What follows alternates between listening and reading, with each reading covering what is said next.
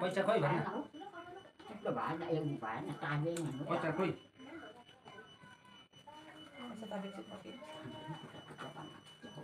कहाँ जाने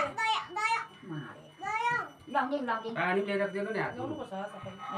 तँलाई लाउनु कि उल्टा बस्छ त्यो माधव ए ठिक हो तर राइट ह्यान्ड टिका लाग्छ म गर्छु ल बस्यो त पनि एक कसै जान्छ अजगे जय एकछिन आउनु नि मामले आफै मिलाउनु नि त मामले देख्दैन नि परेर भने नभन् मामले त देखेकै छैन पैसा गर्दा म त कति कम्ती लाग्यो कान्छाको उसमा त्यहाँ झोला छ नि साइड त्यहाँनिर छ यसलाई पक्रियो टिका लाउन कम्ती मामला जग्गा राख्नु उमार्यो दियो दादा त्यो अलिक दियो तान्नु मौनु हुँदैन भन्छ दियो फर्स्ट बालेको तान्नु न दादा सिङ्गी थुप्रो तान्नु न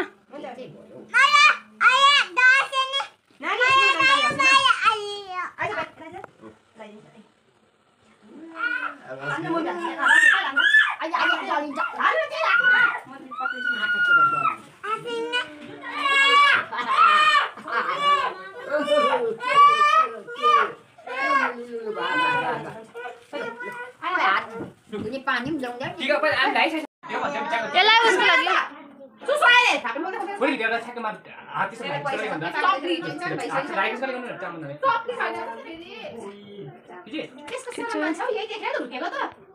ल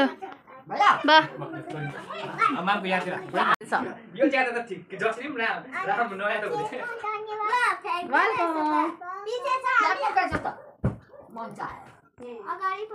पहिले त अघि त नाक झन् ल्यायो यहाँ निदामा साथै साथै दिएको त चाहिनु रहेछ मैले अम्बो आज मामले मन पराएन त ए हो मन पर्दैन त हरिरहेको छ अस्तिको भन्दा त भिडियो बनाउँछ फोटो खिचेर भिडियो बनाइदिन्छ अरे नि त फोटो खिच्दै जग्गा जग्गा खिच्दैछु त अन्त हाम्रो दसैँको टाङ्कु अब हौ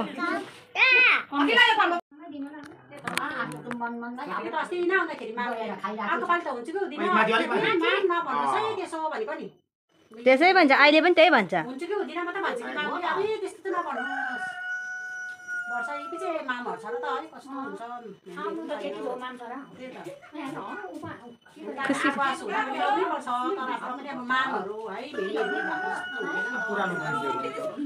थारै निदाउ न रहेछ नानी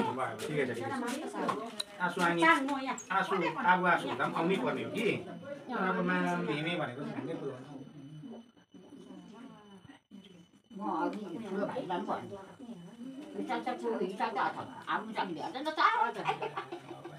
भेट्नुपर्छ 100 वर्षसम्म भेट्नुपर्छ माम पनि आशीर्वाद दिनुहोस्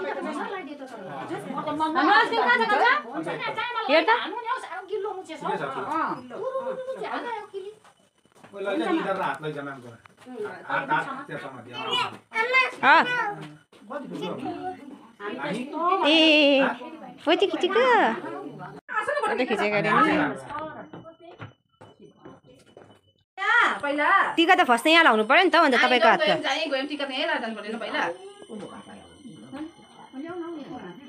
एक वर्ष पुग्यो है नानी भाउजू एक वर्ष पुग्यो नानी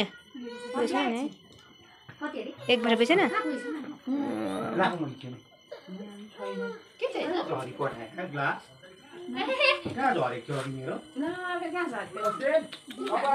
चस्माको ग्लास हालेछ अहिले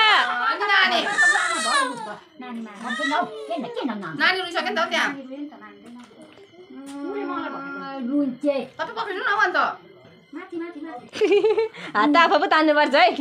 गिटार सामान भिडियो बनाइदिएन मेरो जति आयु होस् भनेर लगाइदिनु मेरो किन आयु बस्यो झन्डै माइनुको पनि मामलाई हाँस्छ अब आशीर्वाद दिएर के घरमा माम बुढा मेरो जस्तै दुखी बस्छ अरे त्यसको पनि नि पहिला बुहारीलाई आऊ यता भाउजू लाइदिनु मिलाइदिनु हात मिलाइदिनु यता आँखातिर हालिदिन्छ आमालाई चाहिँ नानीको लु भयो भयो हुन्छ माम हुन्छ भाइ दिदी कोले लाउनु पर्दैन नानीलाई नानीलाई लाइदिनु म लाइदिन्छु नि त ल नाच्छौँ है बढी हामी त अब जानुपर्छ हामी बाटो त जान हो बाबा भन्दा गइराख्नु छ नि त एउटै हो 10 12 12:30 भयो अन्त 12 बजे उता 12 बजे जान्छु कहिले बोला आमा नाति त कता एउटै हो उया आसु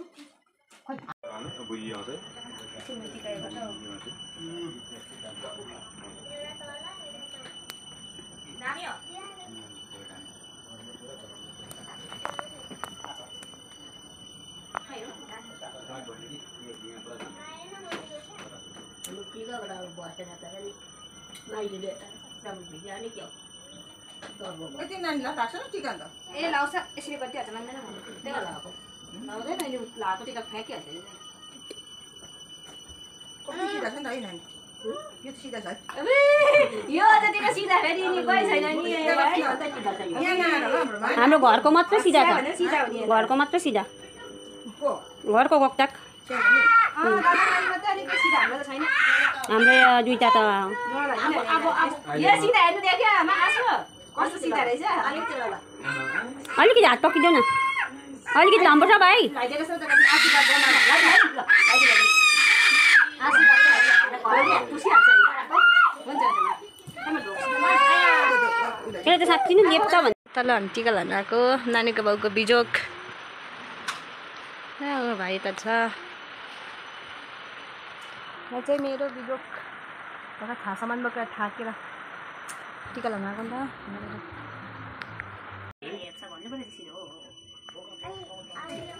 के भन्नु अब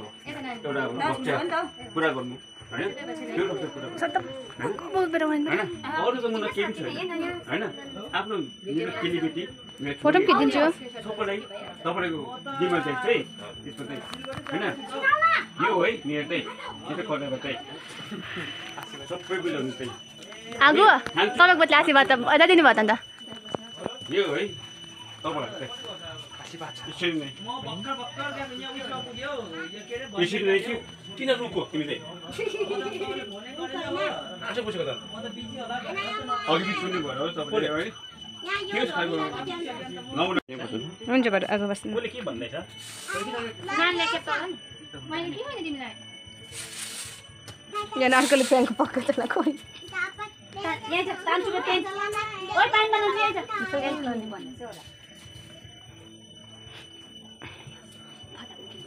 होला यो तीन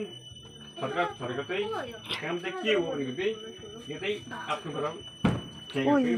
त्यो रोगको टिका लाउने जग्गा बनाउनु मागेको अर्कोले चाहिँ मेमेले पानी घोप्टाउनु भयो मेमेलाई भन्नु न पानी घोप्टाइदियो भनेर यस्तो हुन्छ पुरै गरम भयो क्या हो कति क्लास पढ्दैछ जस्तो बहिनी 7 दाजु पढिसक्यो 11 यो भन्दा 2 क्लास जानु पऱ्यो थियो सायद है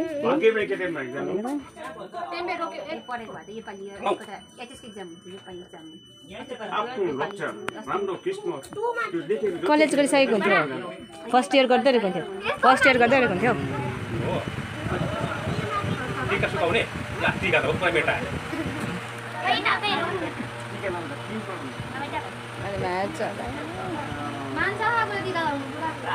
हाम्रो बस त ट्याक्कै नमान्ने त है